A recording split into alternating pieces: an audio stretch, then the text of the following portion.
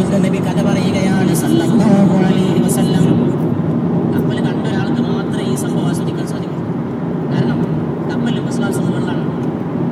ഇന്നത്തെ ആളുകൾ കണികളൊക്കെ കപ്പൽ കാണാനും കപ്പലിൽ കയറാനും അവസരം ഉണ്ടായിരുന്നവരില്ലെന്ന് അധികം ഫ്ലൈറ്റിലൂടെയാണ് മനുഷ്യന്റെ യാത്ര. പക്ഷെ കപ്പലിൽ യാത്ര ചെയ്തവർക്ക് മനസ്സിലാക്കാൻ സാധിക്കും കപ്പലിൽ ഫസ്റ്റ് ക്ലാസ് മുകളിലാണ്.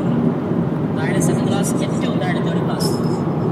ഇതിന്ന് പക്ഷെ 1400 കൊല്ലം മുമ്പ് കപ്പൽ കഥ പറഞ്ഞ ലോകഗുരു വിവരിക്കുകയാണ്. കപ്പലിന്റെ മുകൾ തട്ടിലും യാത്രക്കാർ, താഴെ തട്ടിലും യാത്രക്കാർ. മുകൾ തട്ടിലുള്ളവർ അല്പം മേലാളന്മാരാണ്, അല്പം ഉയർന്നവരാണ്. കപ്പലിൽ എല്ലാവർക്കും കുടിക്കാനുള്ള കുടിവെള്ളം കരുതി വെച്ചിരിക്കുന്നത് മുകൾ തട്ടിലുള്ള യാത്രക്കാരുടെ അടുക്കലാണ്. അതുകൊണ്ട് താഴെയുള്ളവർ കുടിവെള്ളത്തിന് വേണ്ടി കോണി കയറിക്കൊണ്ട് മുകൾ തട്ടിലേക്ക് പോകുന്നത് പതിവായി.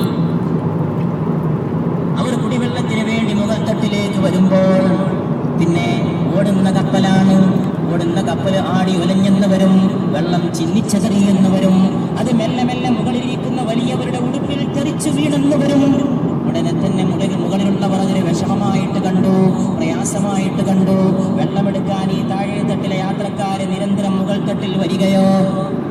ഈ സംഭവം വിവരിച്ചുകൊണ്ട് മൗലാന സയ്യിദ് അബുൽ ഹസൻ അലി നദ്വി ലോകത്തെ ഒരു വലിയ സമ്മേളനത്തിൽ പ്രസംഗിച്ചുകൊണ്ട് പറയുകയാണ്, 1400 കൊല്ലം മുമ്പ് പരിശുദ്ധ നബി കപ്പൽ കാണാതെ ഈ സംഭവം പറഞ്ഞത് അവിടുത്തെ